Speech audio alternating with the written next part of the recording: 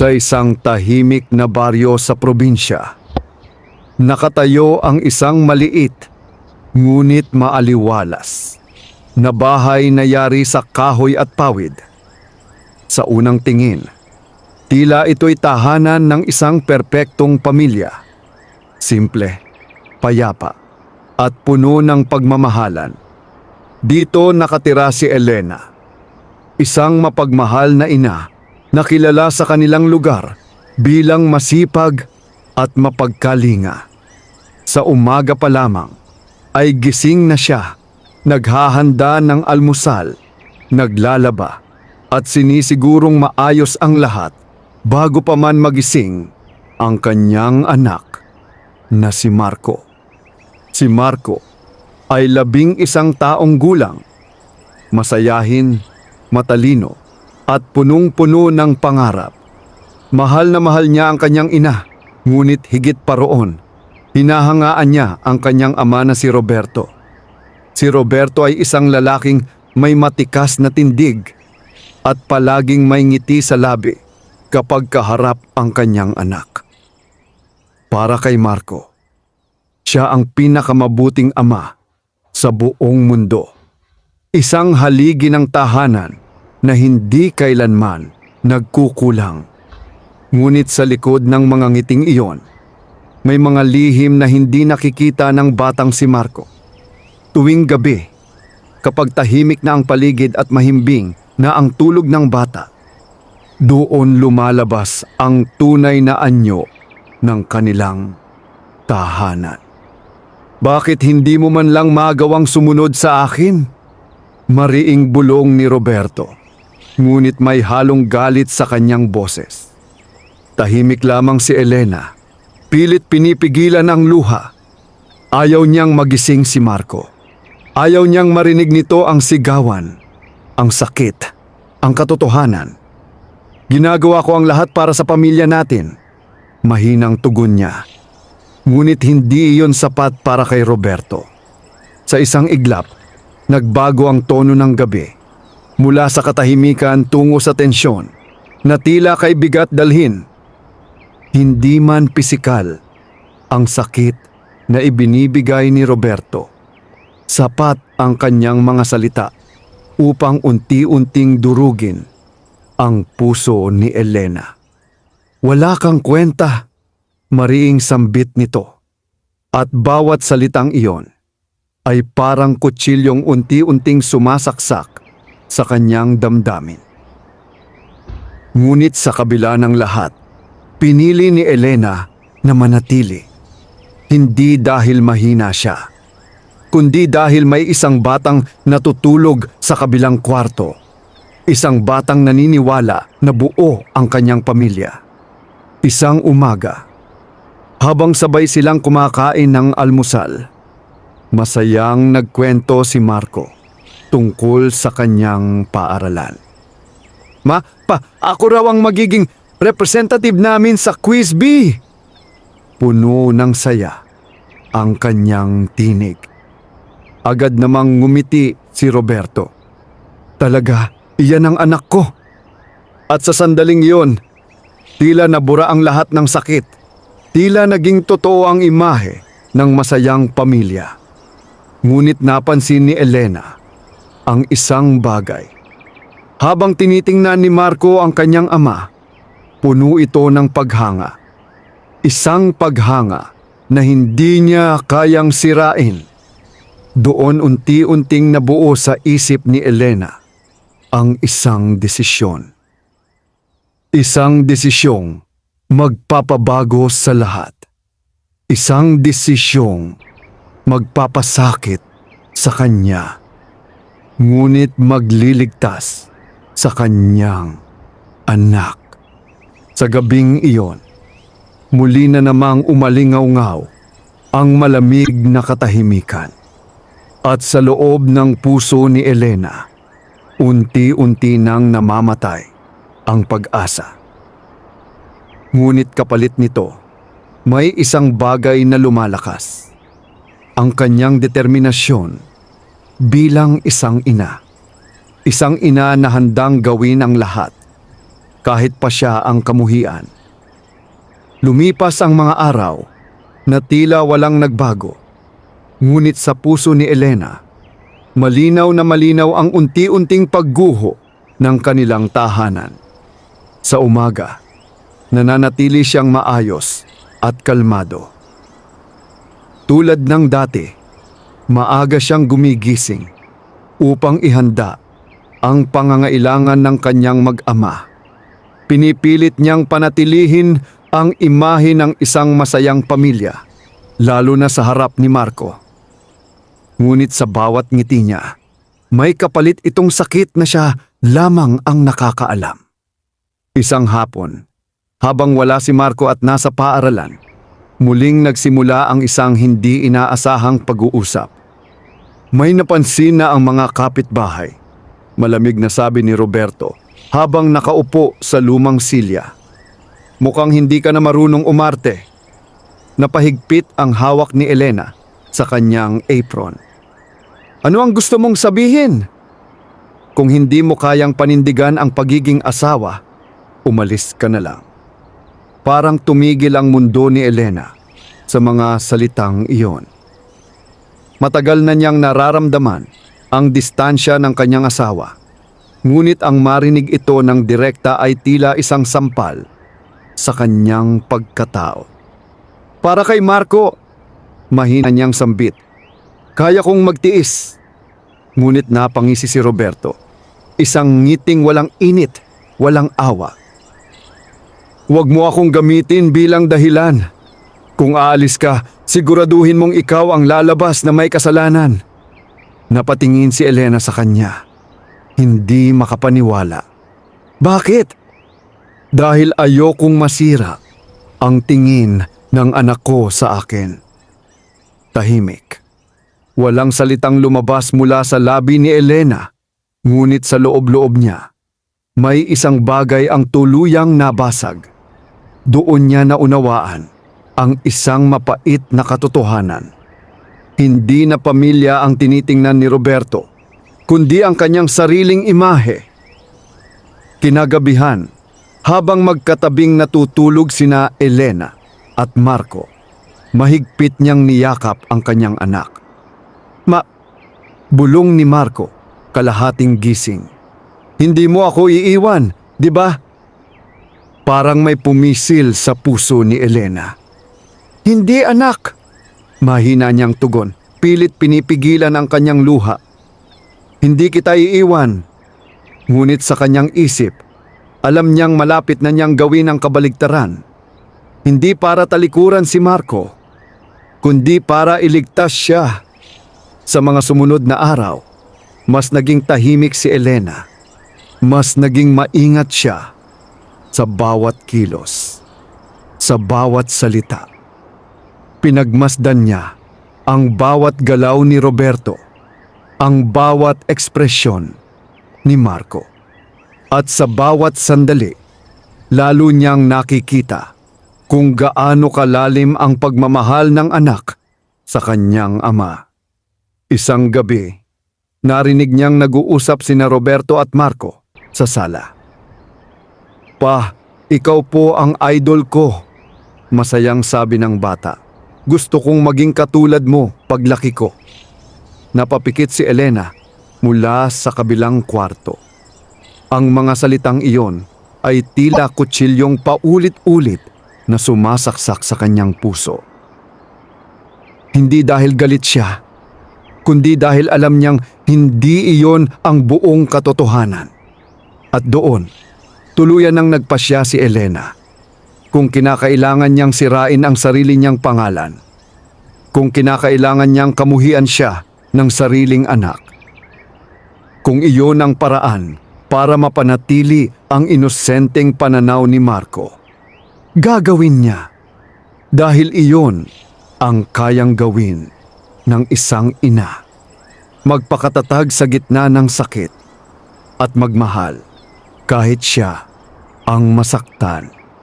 Sa mga sumunod na araw, mas lalong naging mabigat ang bawat sandali para kay Elena. Ang simpleng paghinga ay tila may kasamang bigat na hindi niya maipaliwanag. Ngunit sa kabila ng lahat, pinili niyang manatiling matatag, hindi para sa sarili, kundi para sa kanyang anak. Isang umaga, habang pinagmamasdan niya si Marco na naghahanda para sa paaralan, napangiti siya ng bahagya. "Ma, huwag mong kalimutan ha, pupunta ka sa quiz bee ko bukas." Masiglang sabi ni Marco. "Oo naman anak," sagot ni Elena. Pilit pinapakalma ang sarili. "Hindi ko yon palalampasin." Sa likod ng kanyang ngiti, may lihim na pangambang unti-unting sumisibol. Dahil alam niyang maaaring iyon na ang huling pagkakataon na makikita siya ng anak bilang isang mabuting ina. Kinagabihan, matapos makatulog si Marco, tahimik na lumapit si Elena kay Roberto na nasa sala. "Kailangan na nating tapusin ito," diretso niyang sabi. Hindi na nagulat si Roberto. Sa halip, tila matagal na niyang hinihintay ang mga salitang iyon. "Sigurado ka na?" malamig niyang tanong. Napapikit si Elena saglit bago sumagot. "Oo." "Kung ganon," tumayo si Roberto at inayos ang kanyang damit. "Sisiguraduhin nating malinaw kay Marco kung sino ang may kasalanan." Napahigpit ang kamao ni Elena, ngunit hindi siya umatras. "Ako na ang bahala," mahinahon niyang sabi. "Magaling," tugon ni Roberto. Tila walang anumang emosyon. "Mas mabuti na yon." Pagkatapos ng pag-uusap na yon, bumalik si Elena sa kwarto at tahimik na naupo sa gilid ng kama. Pinagmasdan niya si Marco. Mahimbing ang tulog. Walang kamalay-malay sa unos na paparating sa kanyang buhay. Dahan-dahan niyang hinaplos ang buhok nito. "Patawarin mo ako, anak," bulong niya, halos hindi marinig. "Hindi mo man ako maintindihan ngayon. Sana balang araw, maunawaan mo rin."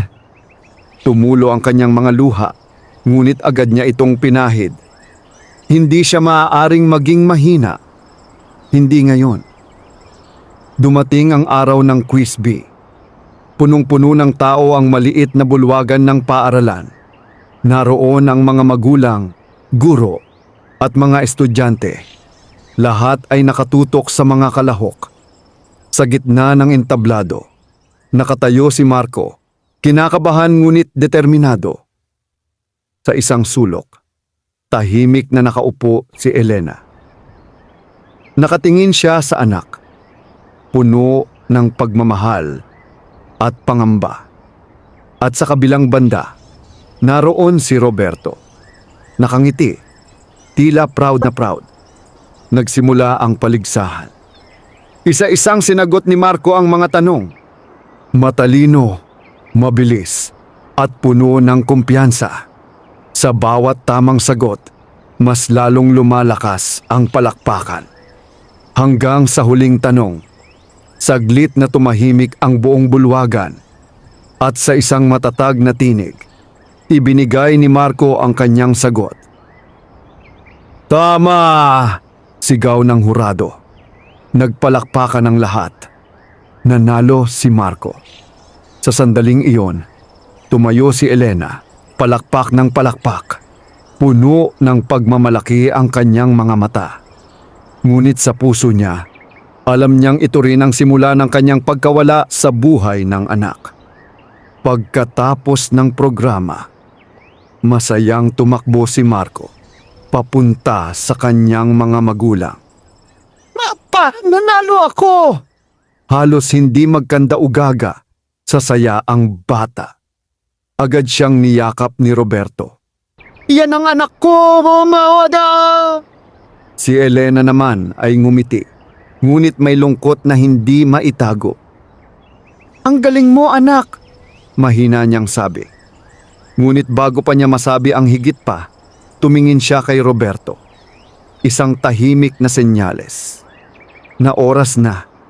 At sa gitna ng kasiyahan, doon magsisimula ang pinakamalungkot na kabanata ng kanilang buhay. Masaya ang buong bahay ng gabing iyon. Bit-bit ni Marco ang kanyang medalya. Paulit-ulit itong tinitingnan na parang ayaw niyang bitawan. Ang kanyang mga mata ay kumikislap sa tuwa. Isang inosenteng ligaya na matagal nang hindi nasilayan ni Elena ng ganito kalinaw. "Ma, ilalagay natin ito sa sala ha!" Excited na sabi ni Marco. "Oo naman, anak," sagot ni Elena. Pilit pinananatili ang saya sa kanyang tinig. Ngunit sa likod ng kanyang mga ngiti, unti-unti nang bumibigat ang kanyang dibdib. Habang kumakain sila ng hapunan, napansin ni Marco ang kakaibang katahimikan ng kanyang mga magulang. Okay lang ba kayo?" Tanong niya, may bahid ng pag-aalala. Nagkatinginan sina Elena at Roberto. Isang sandali. Isang desisyong hindi na maaaring umatras. At sa wakas, nagsalita si Elena. "Marco," mahinahon, ngunit mabigat ang kanyang tinig. "May kailangan kaming sabihin sa iyo ng papa mo." Unti-unting nawala ang ngiti sa mukha ng bata. "Ano po yun?" Huminga ng malalim si Elena. Ramdam niya ang bawat tibok ng kanyang puso. Malakas, mabigat, at puno ng sakit. "Maghihiwalay na kami ng papa mo." Parang biglang tumahimik ang buong mundo. Napatingin si Marco sa kanyang ina. Tila hindi niya agad naintindihan ang mga narinig. "Ano? Bakit?" Doon pumasok ang papel na pinili ni Elena. Ang maging kontrabida sa kwento ng sariling anak. "Dahil sa akin," diretso niyang sabi. Napatingin si Roberto kay Elena, ngunit nanatiling tahimik. "May mga bagay akong nagawa na hindi tama at hindi na kayang ayusin pa," dagdag niya. Napuno ng luha ang mga mata ni Marco. "Anong ibig mong sabihin, ma? Hindi ka ganun. Hindi ka masama." Ngunit pinili ni Elena na ipikit ang kanyang puso. "Kailangan kong umalis." "Hindi!" biglang sigaw ni Marco. "Hindi ka pwedeng umalis! Ma, please!" Lumapit ang bata at niyakap siya ng mahigpit. At sa yakap na iyon, halos mabasag ang puso ni Elena. Gusto niyang umatras. Gusto niyang sabihin ang totoo. Gusto niyang ipaglaban ang sarili niya. Ngunit mas pinili niyang protektahan ang imahe ng ama sa mata ng kanyang anak. Dahan-dahan niyang inalis ang mga kamay ni Marco. "Magiging okay ka," mahina niyang sabi. Kahit alam niyang hindi iyon totoo. "Kasama mo ang papa mo." Napatingin si Marco kay Roberto. Tila naghahanap ng sagot, ng pagtanggi, ng kahit anong magpapabago sa sitwasyon. Ngunit wala siyang narinig. Tahimik lamang ang kanyang ama. At sa katahimikang iyon, unti-unting nabasag ang mundo ng isang bata. "Kung aalis ka," nanginginig na sabi ni Marco, "huwag ka nang bumalik." Parang tumigil ang paghinga ni Elena. Ngunit pinili niyang tanggapin ang bawat salitang iyon. "Kahit kamuhian mo ako," bulong niya sa sarili, "basta ligtas ka." Tumayo siya. Dahan-dahang kinuha ang kanyang maliit na bag na matagal na niyang inihanda. At bago siya tuluyang lumabas ng pinto, sinulyapan niya ang kanyang anak sa huling pagkakataon. Nakatayo si Marco, umiiyak, puno ng galit at sakit. At sa sandaling iyon, tuluyan ng gumuho ang kanyang mundo. Hindi dahil iniwan siya ng ina, kundi dahil naniwala siyang pinili siya nitong talikuran. Samantalang sa kabilang banda, isang ina ang tuluyang nawalan ng karapatang mahalin ng hayagan ang sariling anak. Lumipas ang mga araw na tila walang kulay para kay Elena. Sa isang maliit na inuupahang kwarto sa gilid ng bayan, doon niya sinimulan ang bagong yugto ng kanyang buhay. Isang buhay na wala ang kanyang anak at wala ang dating pamilyang minsan niyang ipinaglaban. Simple ang kanyang tirahan, isang kama, maliit na lamesa, at bintanang tanawang kalsadang madalas ay tahimik. Ngunit sa bawat sulok ng kwartong iyon, naroon ang bigat ng kanyang alaala. Araw-araw, gigising si Elena ng maaga, hindi na para maghanda ng almusal para kay Marco, kundi para pumasok sa trabaho bilang labandera at minsan ay tagalinis sa mga bahay ng ibang tao. Wala siyang reklamo. Para sa kanya, mas madali ang pagod ng katawan kaysa sa sakit ng puso. Sa bawat pagkuskus niya ng damit, tila doon niya ibinubuhos ang kanyang lungkot. Sa bawat patak ng tubig, parang kasabay nitong dumadaloy ang mga luha na pilit niyang pinipigilan. Ngunit may isang bagay na hindi niya kayang takasan. Ang pangungulila. Tuwing makakakita siya ng batang kaedad ni Marco, napapahinto siya, napapangiti, ngunit agad ding nalulungkot. Isang hapon, habang naglalakad pa uwi, napadaan siya malapit sa paaralan ni Marco. Hindi niya napigilan ang sarili. Huminto siya sa may gate, tahimik na nakatayo sa malayo. At doon niya nakita ang kanyang anak. Mas matangkad na ito ng kaunti. Mas tahimik. Hindi na kasing saya ng dati. Kasama nito si Roberto, na tila proud pa rin sa anak. Pinanood lamang ni Elena mula sa malayo ang eksenang iyon. Gusto niyang tumakbo. Gusto niyang yakapin si Marco. Gusto niyang sabihin na mahal niya ito at hindi niya ito iniwan dahil sa sariling kagustuhan.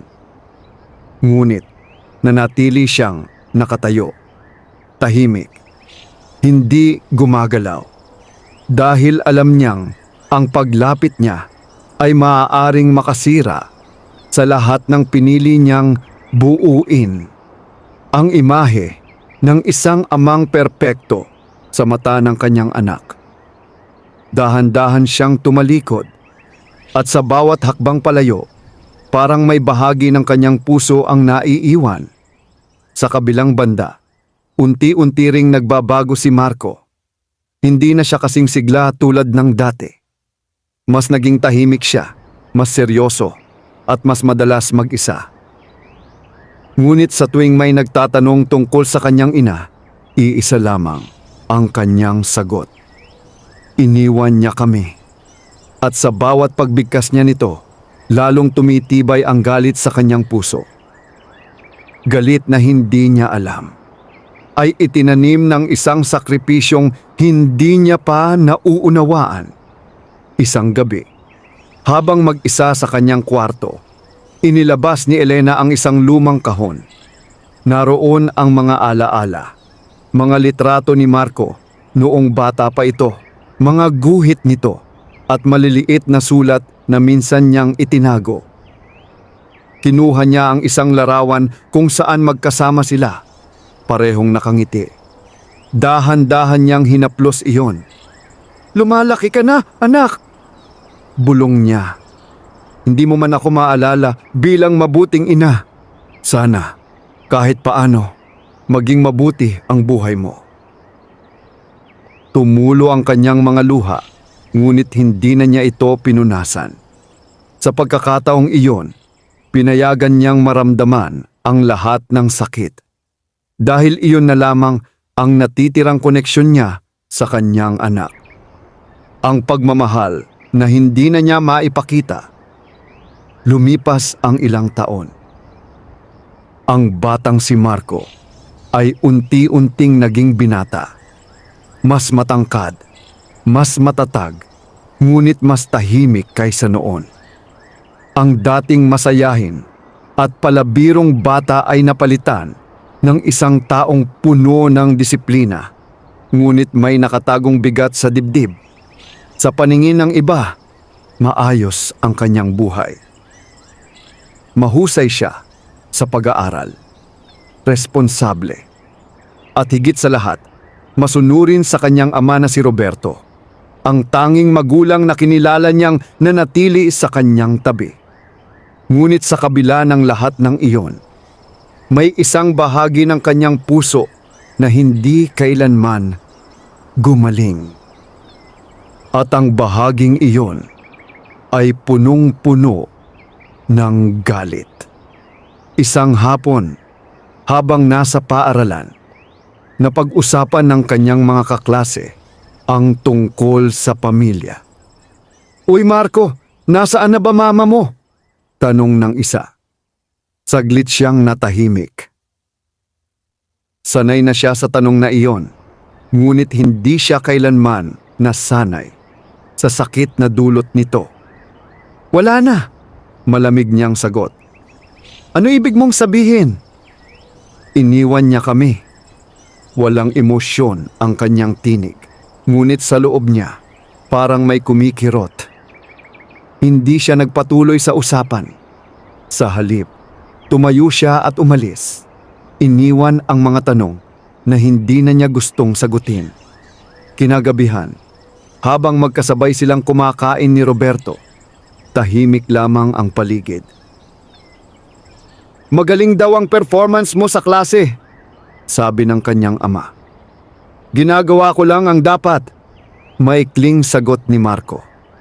Napansin ni Roberto ang pagbabago sa anak, ang pagiging malamig nito, ang pagiging sarado, ngunit pinili niyang huwag itong usisain. Sa halip, pinanatili niya ang imahe ng isang ama na matatag at walang pagkukulang. "Ganyan dapat," dagdag niya.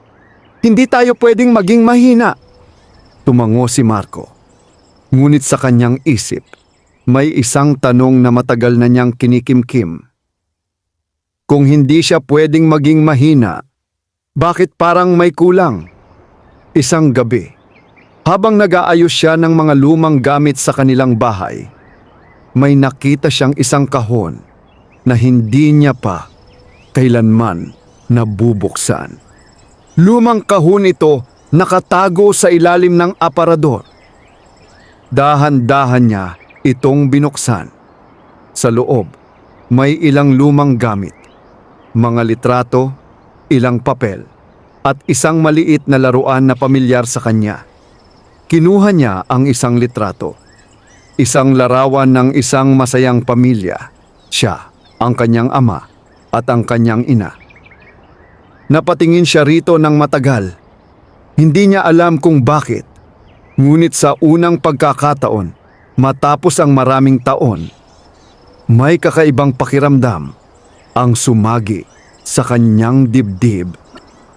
Hindi galit, hindi lungkot, kundi isang tahimik na tanong, "Bakit?" Ngunit agad niyang ibinaba ang larawan. Para bang ayaw niyang bigyan ng pagkakataon ang sarili na magduda. Para bang mas pinili niyang manatili sa galit kaysa harapin ang posibilidad na may hindi siya alam. Sa kabilang banda, si Elena ay patuloy na namumuhay sa katahimikan. Mas tumanda na siya, mas naging payat, ngunit ang kanyang pagmamahal ay hindi nagbago. Kung hindi man, lalo pa itong lumalim. Paminsan-minsan, naririnig niya ang balita tungkol kay Marco mula sa mga kakilala. "Ang galing ng anak mo," minsang sabi ng isang kapitbahay. "Napakatalino, napakabait." Napangiti si Elena. "Mana sa ama niya," sagot niya. Kahit alam niyang hindi iyon ang buong katotohanan, hindi niya kailanman ipinaglaban ang kanyang sarili. Hindi niya kailanman itinama ang kwento. Dahil para sa kanya, mas mahalaga ang katahimikan ng anak kaysa sa kanyang sariling pangalan. Ngunit hindi niya alam na unti-unti nang nagbabago ang ihip ng tadhana at ang mga lihim na matagal nang nakabaon ay malapit nang lumutang sa ibabaw. Dumating ang panahong tuluyan ng naging binata si Marco. Sa edad na 18, mas naging malinaw ang kanyang direksyon sa buhay.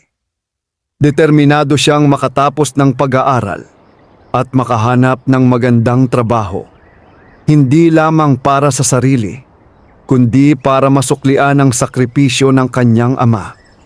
Para sa kanya, iisa lamang ang taong karapat-dapat pasalamatan. At iyon ay si Roberto. Ngunit sa kabila ng kanyang katatagan, may mga gabing hindi niya maiwasang mapaisip. Mga gabing tahimik ang paligid at masyadong maingay ang kanyang isipan.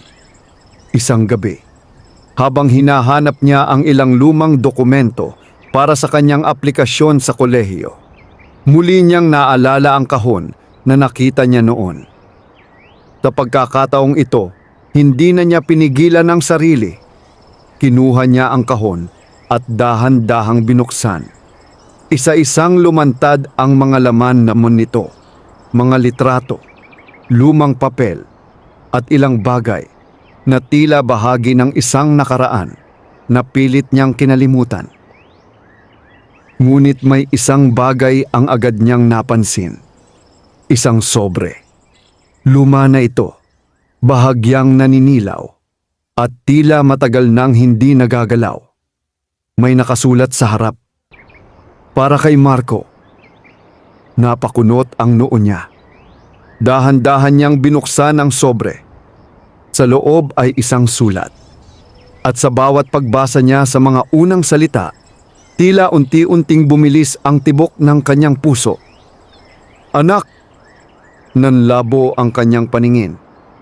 Hindi niya agad alam kung bakit, ngunit may kakaibang bigat ang bawat salita. Kung sakaling mabasa mo ito, ibig sabihin ay dumating na ang panahong kaya mo nang unawain ang lahat. Napahinto siya. Parang may pumipigil sa kanya na ipagpatuloy. Parang may takot na unti-unting sumisibol sa kanyang dibdib. Ngunit sa kabila nito, nagpatuloy siya. "Hindi kita iniwan dahil hindi kita mahal." Napahigpit ang hawak niya sa papel. "Iniwan kita dahil iyon ang tanging paraan para maprotektahan ka." Biglang tumayo si Marco. Hindi niya alam kung ano ang mararamdaman. Galit, pagkalito, takot. Lahat ng iyon ay sabay-sabay na bumuhos sa kanyang dibdib. Hindi ito totoo!" Bulong niya sa sarili. Mabilis niyang itinupi ang sulat, tila ba nais niyang itago ang mga salitang nabasa niya. Ngunit hindi na niya maibalik ang katahimikan ng kanyang isipan. Sa unang pagkakataon matapos ang maraming taon, nagduda siya. Kinabukasan, habang nag-aalmusal sila ng kanyang ama, hindi mapakali si Marco. Tahimik siya, ngunit halata ang bigat ng kanyang iniisip. Napansin ito ni Roberto. "May problema ba?" tanong nito. Saglit na tumingin si Marco sa kanya. At sa sandaling iyon, parang may gustong kumawala na mga tanong mula sa kanyang dibdib. Ngunit pinigilan niya ang sarili. "Wala po," maikling sagot niya. Ngunit hindi siya mapakali. Pagkatapos ng ilang sandali, muling nagsalita si Roberto. "May nakita ka bang hindi dapat mong nakita?" Napatingin si Marco. Napansin niya ang kakaibang tono sa boses ng kanyang ama. Isang bahid ng kaba na hindi niya pa kailanman narinig noon.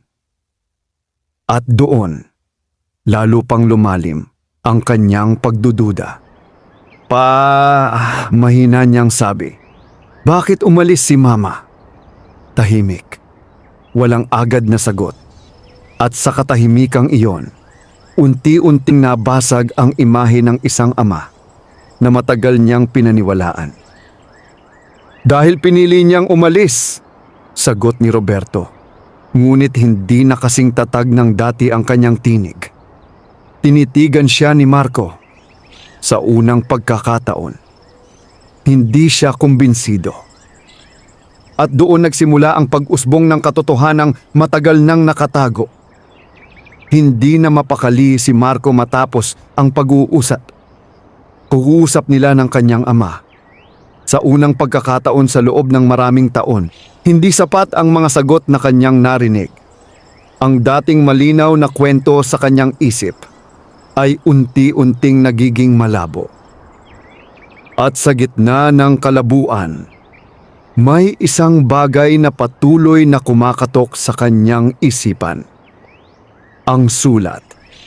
Kinagabihan, muling kinuha ni Marco ang sobre. Nanginginig ang kanyang mga kamay habang dahan-dahan niya itong binuksan. Sa pagkakataong ito, hindi na siya umatras. Handa na siyang harapin ang katotohanan, anumang sakit ang kaakibat nito. Anak! Muling sumalubong ang pamilyar na salita. Ngunit ngayon, mas malinaw na sa kanya ang bigat ng bawat letra. Hindi kita iniwan dahil hindi kita mahal.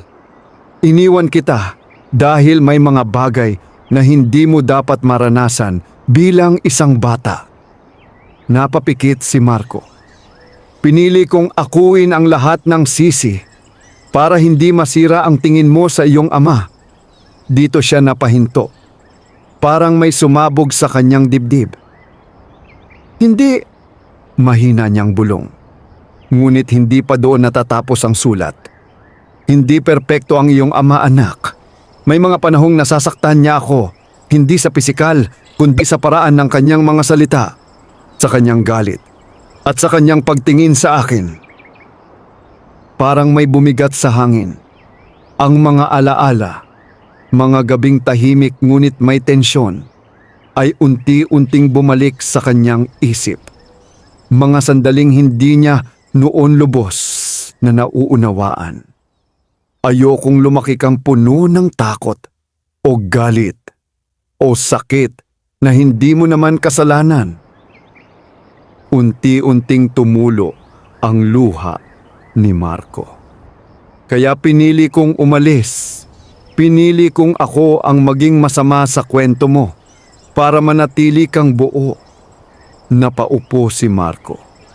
Hindi na niya kayang pigilan ang sarili. Kung mabasa mo man ito, sana ay huwag mo akong kamuhian. Hindi ko hinihiling na patawarin mo agad ako. Ang hiling ko lang ay sana, kahit kaunti, maintindihan mo. Tuluyan nang bumagsak ang kanyang mga luha. At sa huling bahagi ng sulat, mahal na mahal kita, anak. Araw-araw kitang pinipiling mahalin, kahit mula sa malayo. Tahimik. Ngunit ang katahimikang iyon ay puno ng emosyon. Sa unang pagkakataon, naramdaman ni Marco ang bigat ng katotohanan. Ang galit na matagal niyang kinimkim ay unti-unting napalitan ng sakit. Isang sakit na hindi niya alam kung saan ilalagay. Bakit? Mahina niyang tanong sa sarili. Hindi na galit ang nangingibabaw, kundi pagsisisi, pagkalito, at isang matinding pangungulila. Kinabukasan, hindi na niya napigilang harapin ang kanyang ama. Pa, kailangan ko ng totoo, direkta niyang sabi. Napatingin si Roberto, halatang hindi handa. Ano ang ibig mong sabihin? Ito, ipinakita ni Marco ang sulat. Saglit na nanlamig ang mukha ni Roberto. At sa sandaling iyon, alam na ni Marco na ang lahat ng kanyang nabasa ay hindi kasinungalingan. Matagal na dapat mong nalaman ang totoo, mahinang sabi ni Roberto. Titila na wala ng lakas ang kanyang boses. Tahimik si Marco. naghihintay. Huminga ng malalim si Roberto. At oo, may mga pagkukulang ako. Pag-amin niya. Ngunit ginawa ko ang lahat para manatili ka sa akin. Sa anong paraan pa? Nanginginig na tanong ni Marco. Walang agad na sagot. At sa katahimikang iyon, tuluyan nang bumagsak ang pader ng kasinungalingan. Hindi na perpekto ang imahe ng kanyang ama. At hindi na masama ang kanyang ina. Sa halip, isang ina ang nagdusa ng tahimik. At isang anak ang nabuhay sa maling paniniwala. At ngayon, nasa kanyang mga kamay ang katotohanang matagal niyang hinanap. Hindi makatulog si Marco ng gabing iyon. Paulit-ulit niyang binabalikan ang mga salitang nabasa sa sulat. Bawat pangungusap, bawat damdamin, bawat sakripisyo ng kanyang ina na matagal niyang hindi nakita. Sa loob ng maraming taon, pinaniwalaan niyang iniwan siya, na pinili siyang talikuran, na hindi siya sapat. Ngunit ngayon, unti-unting nababaligtad ang lahat. At kasabay nito, ang bigat ng pagsisisi ay dahan-dahang bumabalot sa kanyang puso. Napaupo siya sa gilid ng kanyang kama, hawak ang sulat. Mama, mahina niyang bulong.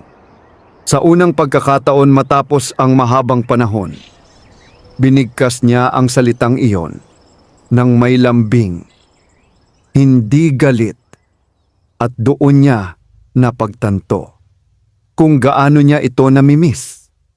Kinabukasan, maaga siyang nagising. Hindi na siya naghintay ng tamang oras o tamang pagkakataon. May isa lang siyang gustong gawin. Hanapin ang kanyang ina. Habang naglalakad siya palabas ng bahay, napansin siya ni Roberto. "Saan ka pupunta?" tanong nito. Huminto si Marco. Hindi na siya natatakot. Hindi na siya ang batang umaasa lamang sa isang bersyon ng katotohanan. "Hahanapin ko si Mama," diretso niyang sagot. Tahimik si Roberto. Sa mga mata nito, makikita ang halo-halong emosyon, takot, pagsisisi, at pagtanggap. "Matagal na siyang wala," mahinang sabi nito. "Pero hindi siya nawala sa akin," tugon ni Marco. At sa unang pagkakataon, wala nang naisagot si Roberto. Umalis si Marco nang walang lingon. Bit-bit ang sulat. Bit-bit ang katotohanan. Bit-bit ang pagsisisi.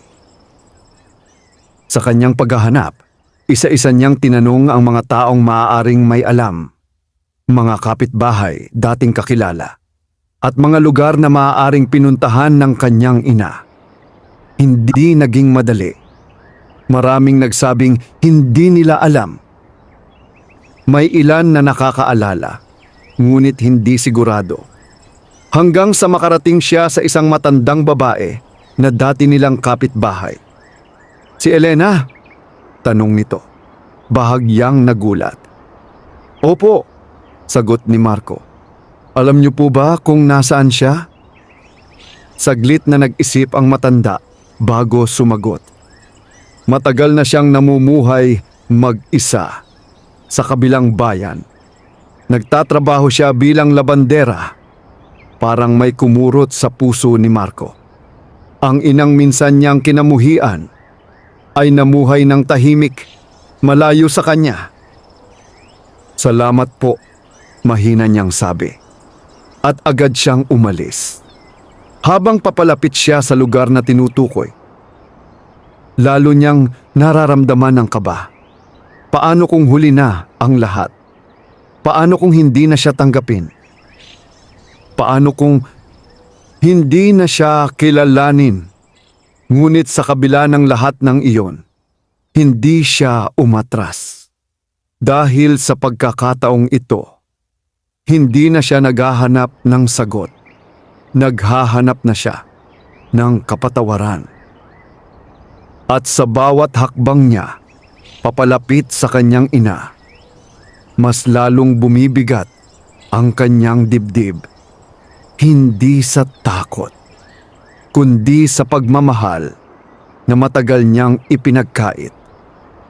Tahimik ang paligid sa maliit na baryong tinutukoy ng matandang babae. Iba ito sa kinalakihan ni Marco. Mas payak, mas tahimik, at tila mas mabagal ang takbo ng buhay.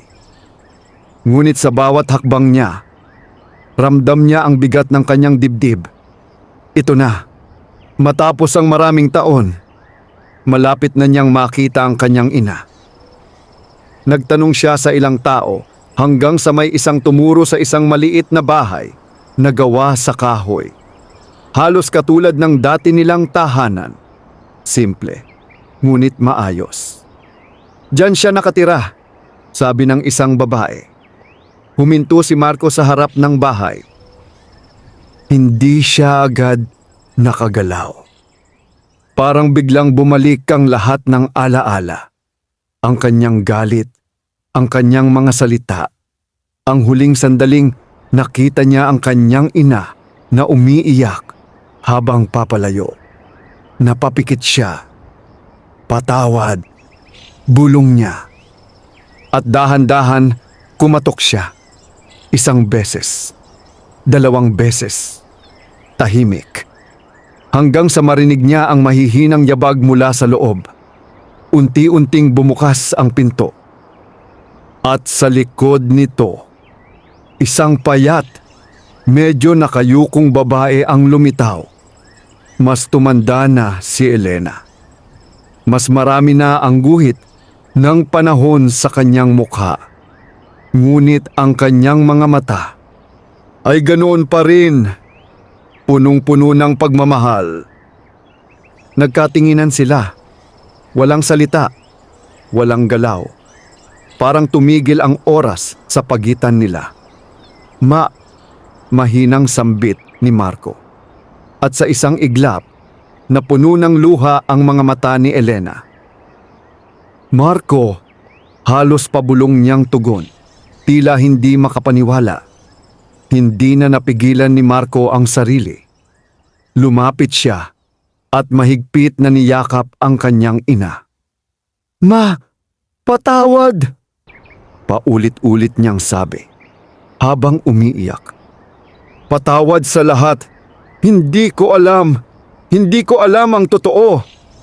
Mahigpit siyang niyakap ni Elena. Walang pag-aalinlangan. Walang galit. Walang sama ng loob. Tanging pagmamahal lamang. Walang dapat ipagpatawad, anak. Malambing niyang sagot. Hindi mo kasalanan. Mas lalo pang napaiyak si Marco. Galit ako sa iyo. Sinisi kita. Iniwan kita kahit ikaw ang iniwan. Nanginginig niyang sabi. Dahan-dahang hinaplos ni Elena ang kanyang buhok. Tulad ng ginagawa niya noong bata pa ito. Anak, mahina niyang bulong. Kahit anong mangyari, hindi kita kailanman iniwan. Sa sandaling iyon, tuluyan nang bumagsak ang lahat ng pader sa puso ni Marco. Ang galit, ang sakit, ang maling paniniwala. Napuno ito ng isang bagay na matagal na niyang ipinagkait. Pagmamahal. Dahan-dahan silang naghiwalay sa yakap, ngunit magkahawak pa rin ang kanilang mga kamay. Pwede pa ba? Nag-aalangan na tanong ni Marco. Pwede pa ba kitang makasama ulit? Ngumiti si Elena, kahit may luha sa kanyang mga mata. Hindi naman kita iniwan sa puso ko, sagot niya. At hindi pa huli ang lahat para magsimula ulit. Sa unang pagkakataon, matapos ang maraming taon, nakaramdam si Marco ng kapayapaan. Hindi dahil na ibalik ang nakaraan, kundi dahil natagpuan niya ang katotohanan. At sa katotohanang iyon, natagpuan niya ang kanyang ina. At ang pagmamahal na kailanman ay hindi nawala. May mga pagmamahal na hindi kailangang ipagsigawan. Tahimik, masakit, ngunit napakalalim. At minsan, ang tunay na sakripisyo ay ang tanggapin ang galit ng mahal mo para lamang maprotektahan siya. Wakas.